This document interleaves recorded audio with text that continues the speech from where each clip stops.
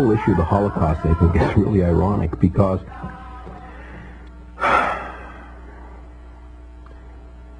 so much literature has been expended in the pursuit of exposing Hitler and the Holocaust and the terrible tragedy that occurred with the Jews, where 6 million people perished. What most people in this country fail to realize is that the model for that was here, was the treatment of our Indian people, was the model for Hitler, and he said so. He wrote it down, and he said that the prison camps here were the model for the prison camps.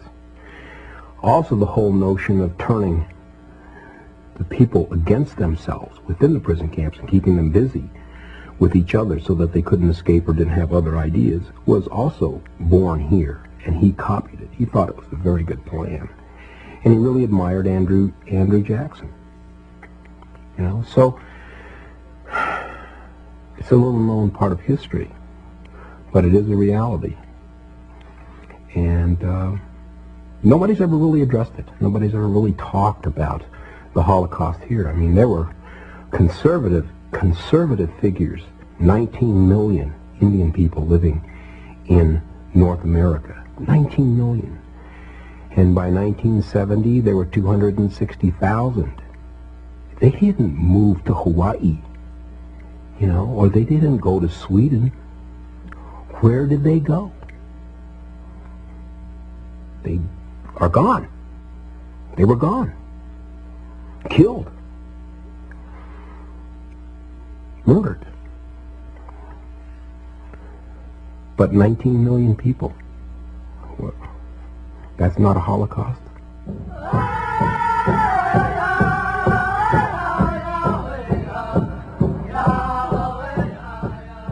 I feel that this country doesn't understand historically what happened to its indigenous people. They see it on television and they read it in the books, but they really don't see it in the practical sense. It points directly toward the racism of this country, of the white person, of the dominant society, of manipulation of the environment, of its people. To us, to the white man, we're just kind of like a cactus on the trail. You chop it away and get it out of the way so you can keep walking down the trail and seeing what the beauty you want to see. I think that one of my goals is to have our people look at themselves and stop dancing for white people and saying we're so pretty. I want us to say, look what you've done to us. Look what you've taken. Look at the beauty we had and still have to offer you. And stop treating us like subhuman human beings, because we don't deserve it and we don't need it. For more than 500 years, American Indian people have been subjected to the ever-changing whims of the white man, who with sword in one hand and Bible in the other, swept across this land like a plague of locusts. What the people of the United States did not know was that their so-called enlightened nation was setting an example that would be followed in the 20th century by some of the worst butchers known to man, including Adolf Hitler. In his biography of Hitler, John Toland wrote, Hitler's concept of concentration camps as well as the practicality of genocide owed much. John Toland wrote, Hitler's concept of concentration camps as well as the practicality of genocide owed much, so he claimed, to his studies of United States history, and he often praised to his inner circle the efficiency of America's extermination by starvation and uneven combat of the red savages who could not be tamed by captivity. In their efforts to deal with the original inhabitants of this land, the European and then the American governments tried many different approaches. First they tried subjugation. Then when that failed, extermination. And when that wasn't totally successful, Then came the reservations. And the land set aside for reservations in the 1800s was generally the most worthless land that could be found. Indians were relocated to these lands for as long as the grass grows and the rivers flow, unless, like in the Black Hills of South Dakota, valuable mineral resources are discovered on that land, and then the Indians are uprooted and relocated again. The enrollment issue originated with when the government set up reservations. They signed up the Indians who were assigned to that particular reservation. They took a roll, as it were, at that time. Everybody was given a number so that they could identify the people who were reservation-bound Indians, because reservations and the inception were no more than glorified concentration camps. Indians were forbidden to leave them. And so you were given your tribal identity right then and there by the United States government. It's another labeling system. There probably was an importance for it at the time, to find out numbers of indigenous people. And now it's almost being used against us. And for a lot of the Native American, Indian, whatever you want to call them, don't have a number to rely on, and for assistance, for even being considered a part of us, of the rest of us. They're put out, put aside, pushed away, and saying, you don't qualify, even though they may have a higher blood quantum than myself. And so I don't see it where it's being used in a way to be beneficial to us. It's just a way of being controlled again. You know, when you take prisoners, you write down their names and give them a number. That way you can keep track of them. And it's a very simple process. It's done in every war. It's done in every time one group of people conquers another group of people.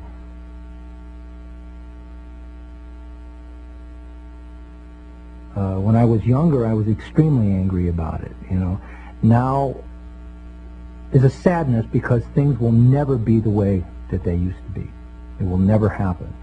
So I just try and work as hard as I can to retain as much of my culture for myself, for future generations. But I'm never going to let them forget it. I don't think that this country will ever really heal itself until it answers the question of what it did to its indigenous people.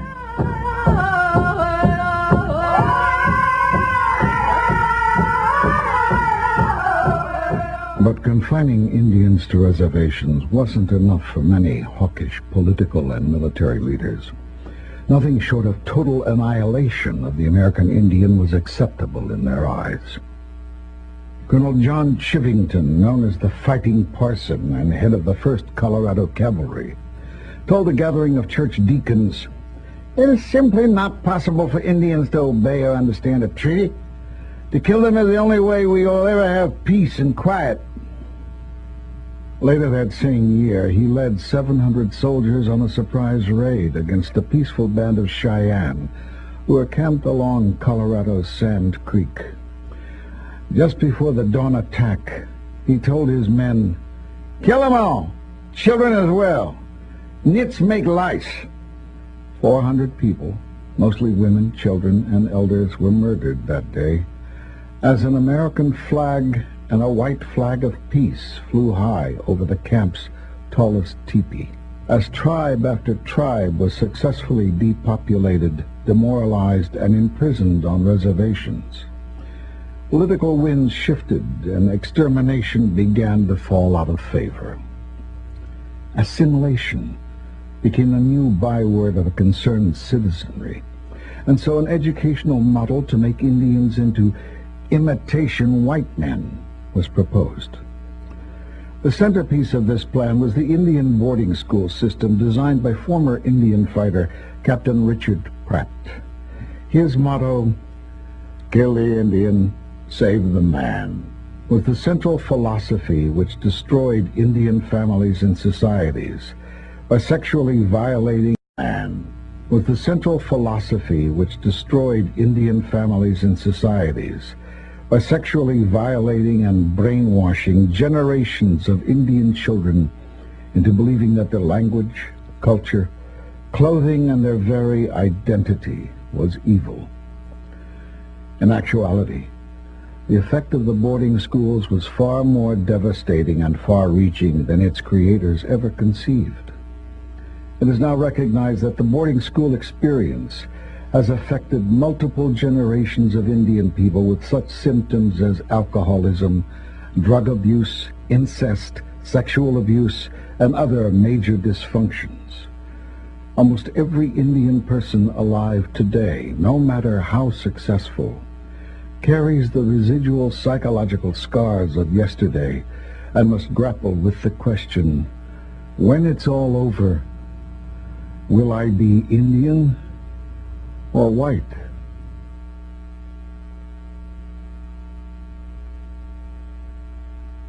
I grew up with the signs, no Indians or dogs allowed, and had to abide by those signs, not being able to go into places. And so from the very time I was very small, I think that I learned that you had to be strong in order to be an Indian. How do I define an Indian? That's a political question that's very difficult to deal with. Traditionally, the Apache people didn't have a definition of who was Indian. I'm the only person that doesn't claim to be American Indian, because American Indian is only 500 years old, but I was here before Columbus. So that doesn't make me American Indian. So I'm a non-Indian, no, I'm a non-American. Today, America, nobody knows what America is, and nobody knows what Indian means. So the only Indian that was defined by Congress is primitive or North American Indian. But then what is primitive? Anything that goes by itself is primitive, but when you put a fence around it, it's not primitive anymore. So then what is Indian? 93rd Congress changed its tune to what is Indian to who is Indian, so only half will be regarded as Indian. So American Indian cannot be defined as a nation. So American Indian, as long as we're labeled American Indian will be written never, never, and never be recognized as a nation. So I think there's another way to look at that whole issue of what is Indian and what, the word or what we call ourselves is en Dios, meaning in God, that the people that he encountered were godlike, were very pure. And that en Dios became Indio, which became Indian. We have lost so much blood, and so many of us have died over the name Indian, that he says we've earned it. And we've earned that name with our blood. I find the word Native American offensive to me. It's like, here's a nation of people that enslaved my people, stole my culture, tried to beat it out of me, and now they're going to include me. And I don't mean to sound unpatriotic, I'm a veteran, but they're saying now you can call yourself a Native American. I'm not, I'm an Aboriginal indigenous person. I know I'm not white. I tried to be white, and I couldn't do it, and they didn't want me. Because I'm not white. I'm culturally Apache. I relate to my tribe closer than any other human beings on this world. I know who I am, and I know my blood. I don't have to read in a book that somebody wrote at some fort somewhere long and back in history to tell me who I am. And I don't have to have a number to tell me that I am an Indian. Well, to me, I don't care if I'm 164th or 300 and whatever, or what, 1,000 something. There's a lot of our little kids that are, there could be 4 different tribes. And, well, now which one of these means more to you? There's one of them there that means a lot more to you than the others, I feel. Being Indian is not being part. If you're Indian, you're Indian. You're not just, a part white or a part Hispanic or anything else. You're Indian because that's how you feel. When you grow up and you have an Apache mother or a Comanche or whatever, if she's 15 tribes, but she sings the lullaby to you of whatever tribe she feels, she knows, then you're going to feel the dominance of that in your life. She knows, then you're going to feel the dominance of that in your life. It's kind of like that's going to be your choice. As Indian people, we have the responsibility to care for our own, to care for our young, take them in no matter what blood they have. If they're ours, they're ours. That's a simple answer. You can't say, you aren't enough of me, so find your own way. That's not what it's all about. We brought them into this world. So what happens when this young guy comes up to the drum and he looks black and he says, my father is such and such and my mother is such and such and I'm Indian?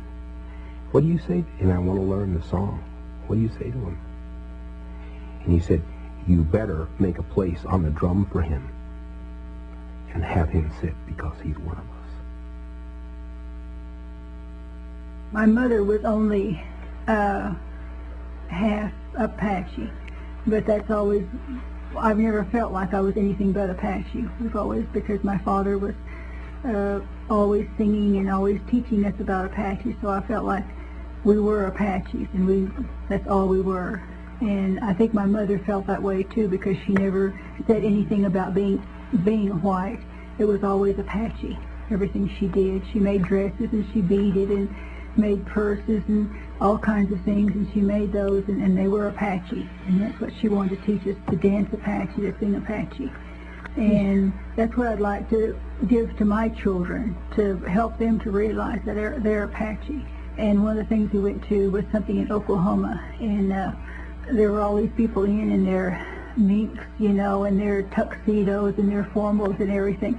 And my daughter asked me, she said, Mama, how do you feel?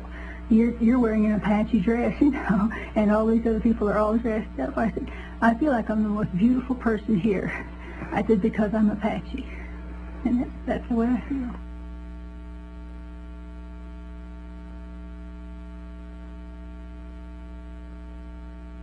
Somebody asked me one time, what is it like being a Native person, and especially being a person of mixed blood? It's a constant explanation of my culture. I'm totally amazed at how much the non-Indian population knows about my existence.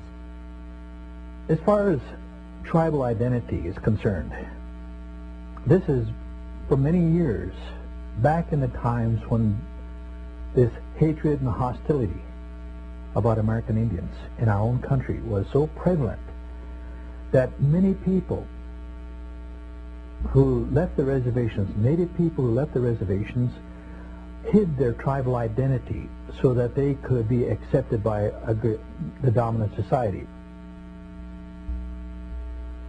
Because Indians were being relocated to the cities by the thousands to empty the reservations so that the termination policy could be effected, we suddenly had an explosion of urban Indians.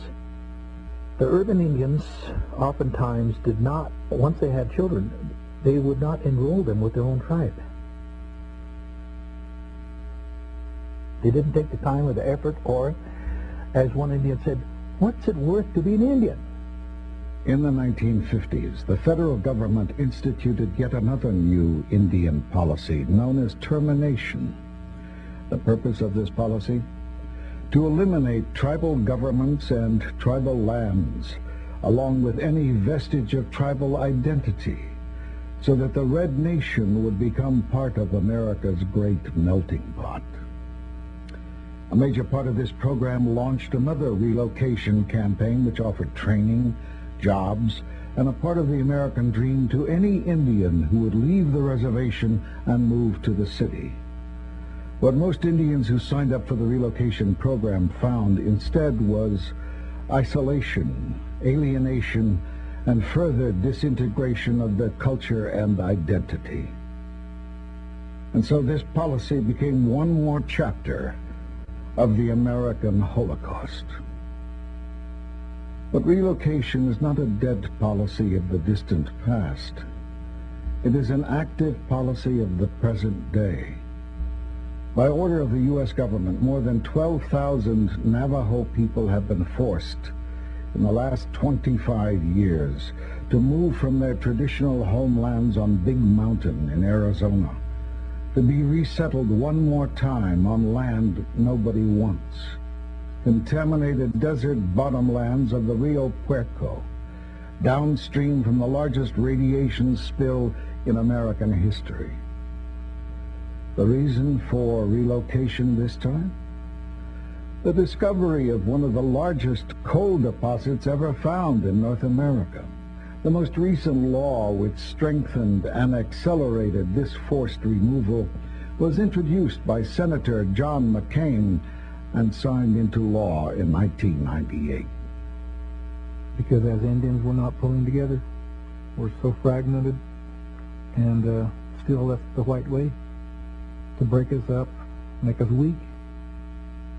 And we are strong, but we're so far apart from one another, make us weak.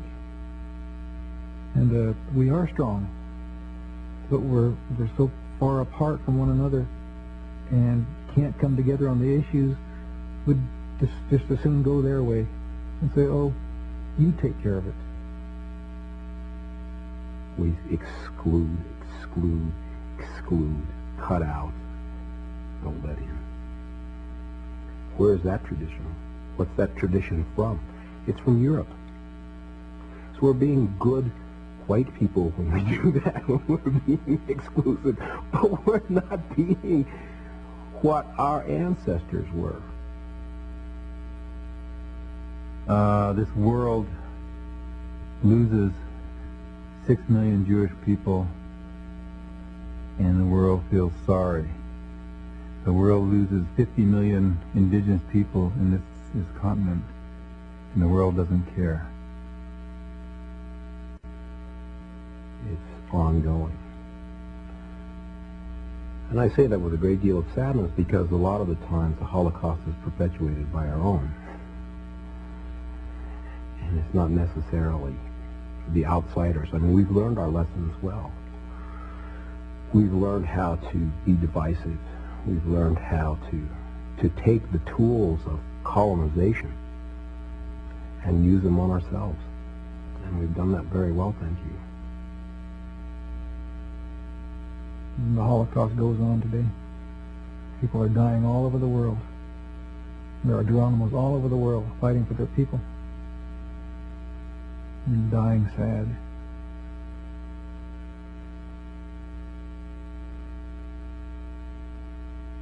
All I know is all these years of what Western civilization has tried to do to indigenous people that we still endure.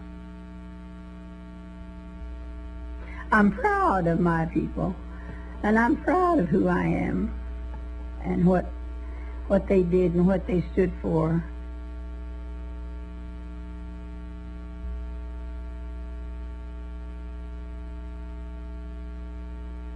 You survived. No, we've always survived, and we're still surviving.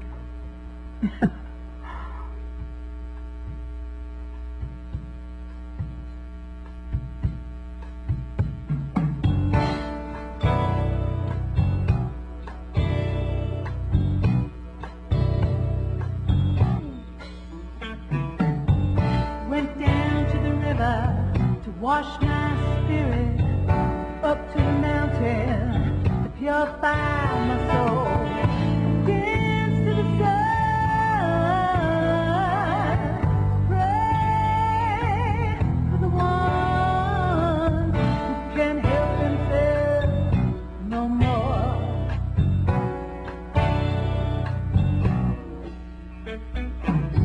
I've got to find my vision, everything's related, walking in beauty, our children are sacred.